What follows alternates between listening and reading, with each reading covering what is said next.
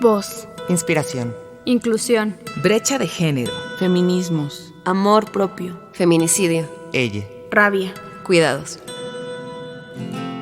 Las Palabras de Nosotras es un podcast para reflexionar sobre cómo las palabras nos significan. Autoras de la casa conversan sobre cuál es el léxico que más les mueve personalmente y que ha marcado su obra.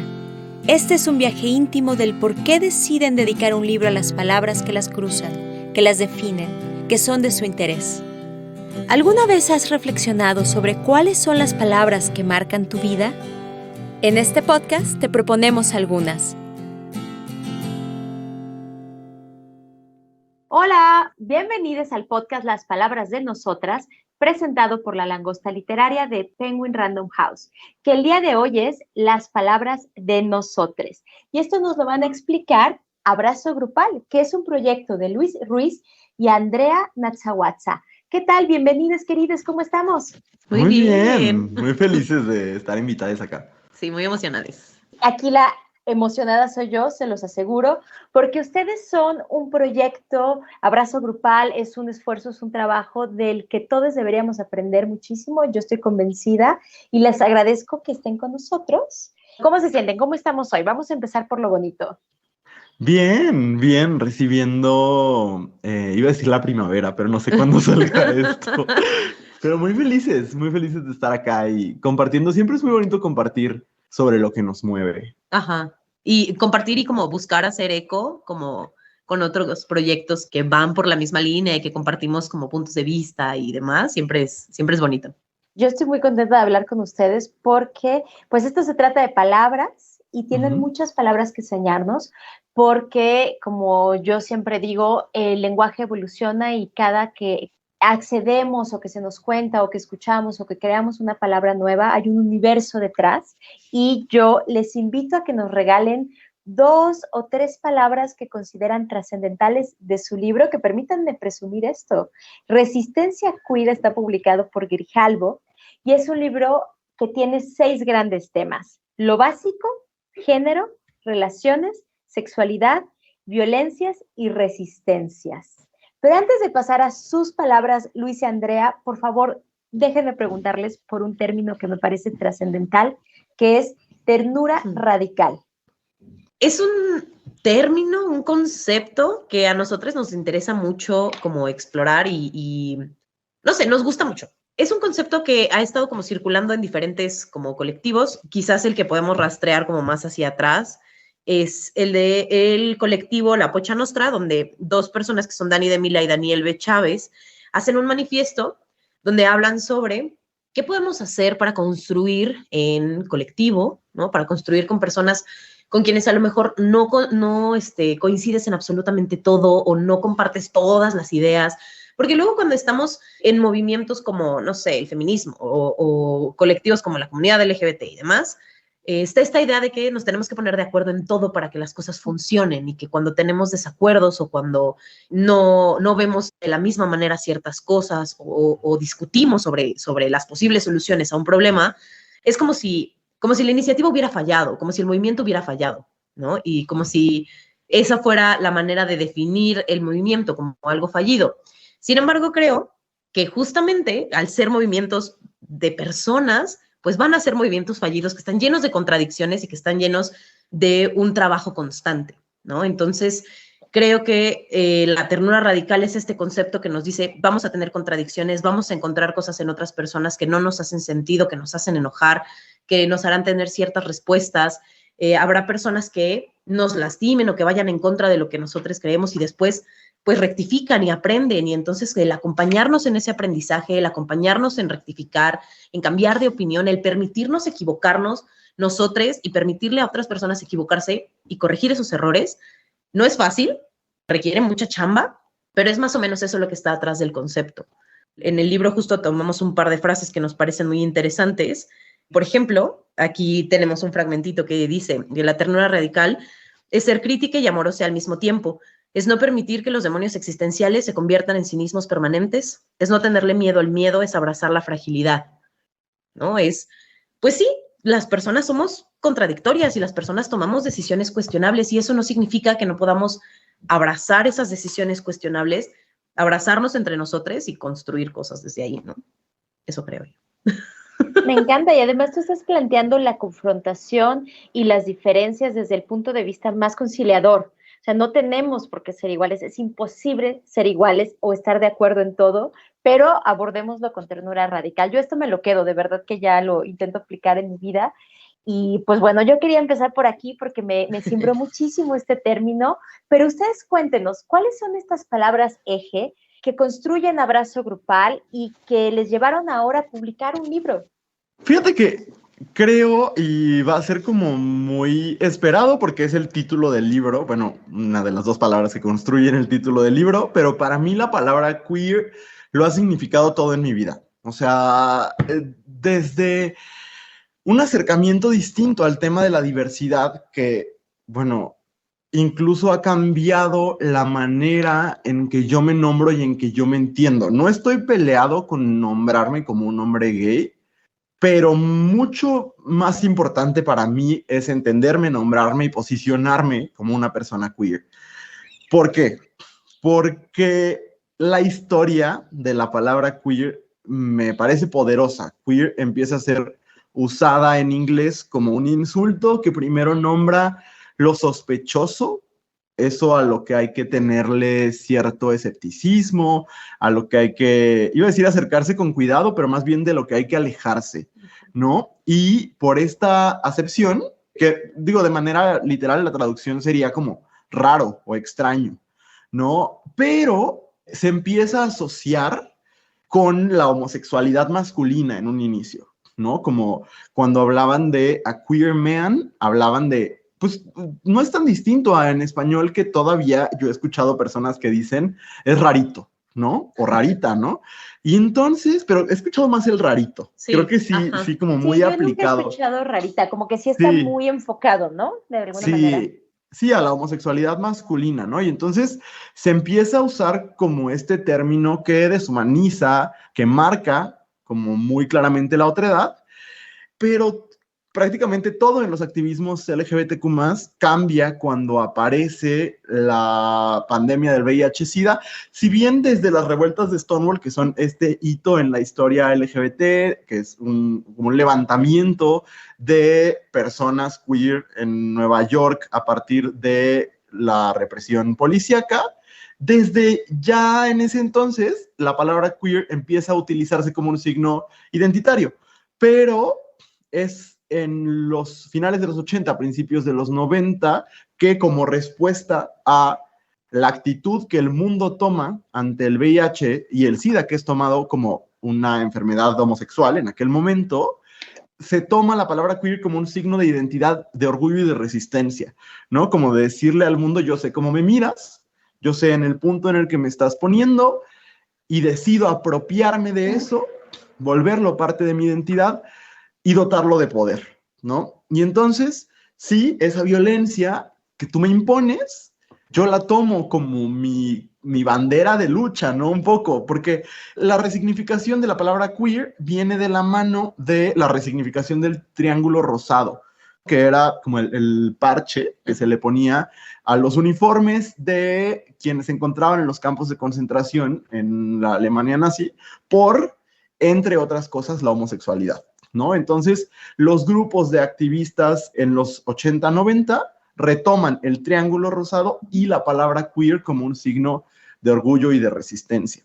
Y lo que me gusta es que no pierde el carácter político de la dimensión de la sexualidad, del género y de la expresión, ¿no? O sea, como siento que gay es una palabra que se ha alineado mucho, no digo que sea malo, pero que se ha vuelto mucho más digerible para el sistema, ¿no? Como es una palabra que suena bonito, la traducción literal de su significado original del inglés sería alegre, entonces hay manifiestos de aquel entonces que dicen, pues decidimos no nombrarnos alegres porque no es lo que sentimos en este momento, y es posicionarse desde esa rareza, desde esa diferencia y decir, sí, eso que me hace ante tus ojos raro, rara, rare, es lo que abrazo de mi identidad.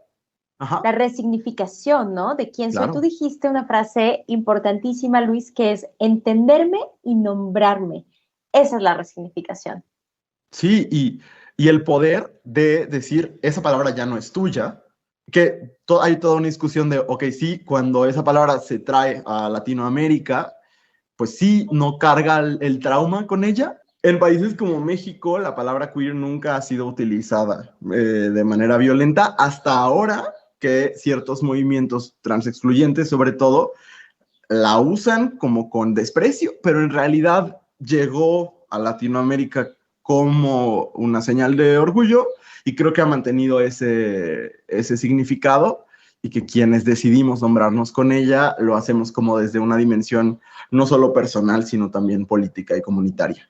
De hecho, ahora yo he visto la palabra queer ya en español, C-U-I-R, o sea, está tan apropiada ya a movimientos en América Latina que se ha trasladado al español con todo lo que significa.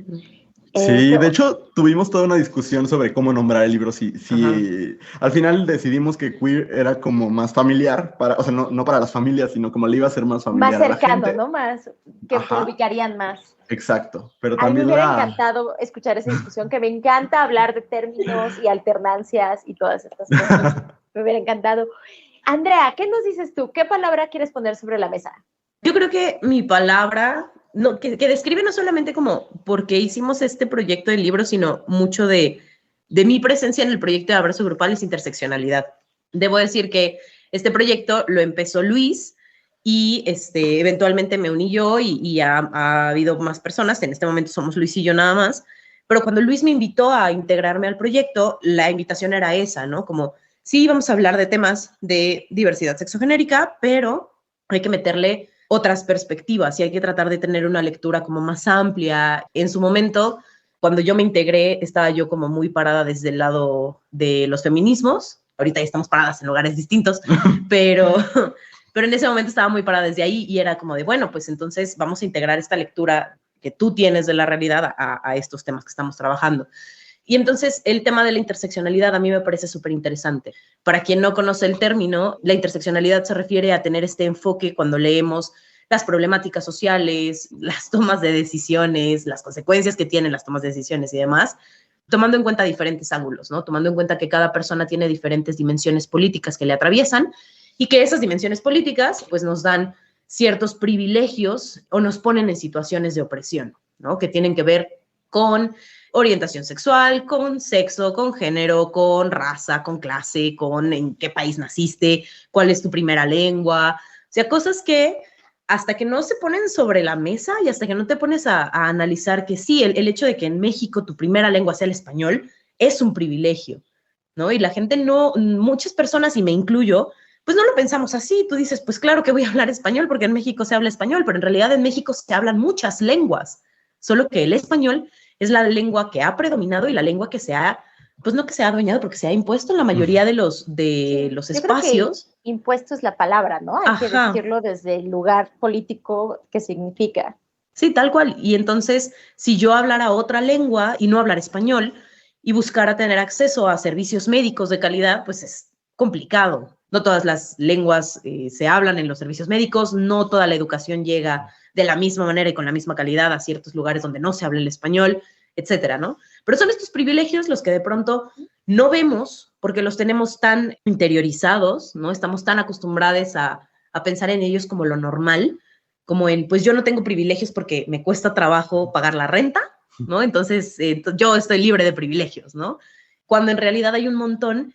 Y aprender a señalar esos privilegios y tener esta mirada de sí, a mí me atraviesan esas violencias, pero a esta otra persona también le atraviesan estas otras violencias, te ayuda, o por lo menos a mí me ha ayudado, a tener una lectura más compleja de la realidad y también a entender dónde estoy yo parada, cuáles son mis privilegios y qué puedo hacer con ellos para reducir como las brechas que hay entre yo y otras personas, ¿no? Esa es la palabra que a mí me parece como esencial para el proyecto, porque aunque nuestro foco es la diversidad sexogenérica, tratamos de meterle otras perspectivas que nos permitan entenderla mejor y de la manera más compleja posible para evitar caer como en una narrativa que siento que cuando solamente estás parada desde tu lugar, ¿no? Y no volteas a ver otros lugares, luego caemos como en este error de leer nuestra problemática y de leer nuestras heridas como la herida o el problema, o Tienes leernos toda a la nosotros razón.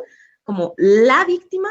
Y sí, somos víctimas de muchas cosas, pero también quienes nos rodean, ¿no? Incluso personas que son victimarias de otras personas también son víctimas de violencia. Entonces, tener estas lecturas complejas me parece que es muy importante para no como ciclarnos en estas peleas de, no, yo soy más víctima que tú y mi herida es más importante que la tuya y demás. O, no, o como si solo hubiera un tema o una situación que mencionar o que solucionar o que apoyar.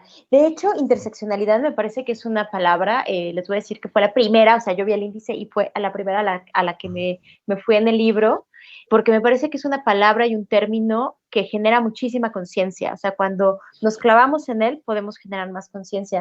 Y si me permiten agregar algo, Andrea y Luis, o sea, yo también un término que relaciono con la interseccionalidad es posicionalidad. Y esto yo lo aprendí de una arabista e islamóloga, que me gusta muchísimo cómo aborda estos temas, que se llama Chaima Boukarsa, que nos habla que también en la interseccionalidad hay posicionalidad, ¿no? Y ella dice, literal, la cito, la posición o contexto de la persona y cómo esa posicionalidad puede marginalizarte, empoderarte y darte privilegios. Claro. Nunca había oído la palabra. Yo tampoco la había escuchado. Sí, Yo pero- porque estoy aprendiendo, soy una clavada, les digo que vi interseccionalidad y me fui directo a ese capítulo que me encantó. Oigan, pues vamos con queer, interseccionalidad, ¿y qué otra nos regalan? Yo sí tengo una idea. ¿Tú tienes una idea? Ok, yo Adelante. tengo una idea. De nuevo, no es una palabra solamente, más bien es como un concepto, y es un concepto que yo aprendí de Luis, de hecho, que es injusticia hermenéutica. Es así como de esos conceptos que suenan así de no mames, son una palabra. No, dije no mames, no puedo decir no mames. Suena No muy sé. pro. Puedes decir Sí, ¿no? lo que quieras, querida, puedes decir lo que quieras. Bueno, es una de esas palabras que suenan así como un concepto grandote, ¿no? Como muy pesado, incluso suena muy académico, Sí. pero que cuando lo desmenuzas un poquito, dices, ah, caray, o sea, como así. Porque pues la injusticia hermenéutica se refiere como a no tener las herramientas suficientes para nombrar una situación de opresión o de violencia o de desventaja que estás viviendo, y que entonces el no tener las herramientas para nombrarlo, pues te lleva pues a aceptar ciertas cosas o a tomar ciertas decisiones que quizás no son las mejores, y que entonces cuando te dicen, oye, es que eso era violencia, oye, es que existe esta palabra, dices, achis, ¿no? O sea, como este asunto de si creces pensando que la bisexualidad no existe, que no existen opciones fuera del binario de ser heterosexual o homosexual, creces con culpas, confundida, diciendo, pues, ¿cómo si no quepo en ningún lado, ¿no? Con crisis de identidad además.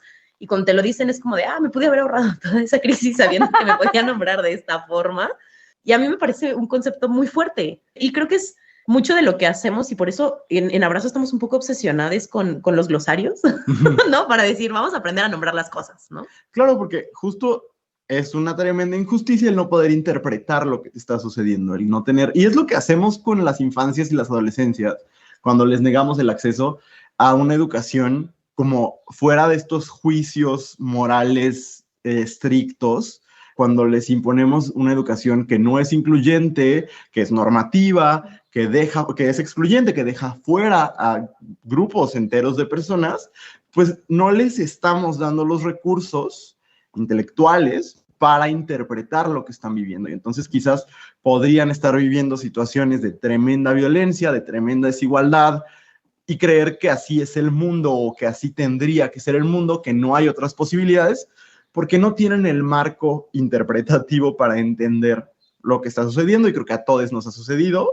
y creo que a nadie nos será ajeno este momento de hacer clic y decir, en ese momento me estaban violentando, ¿no?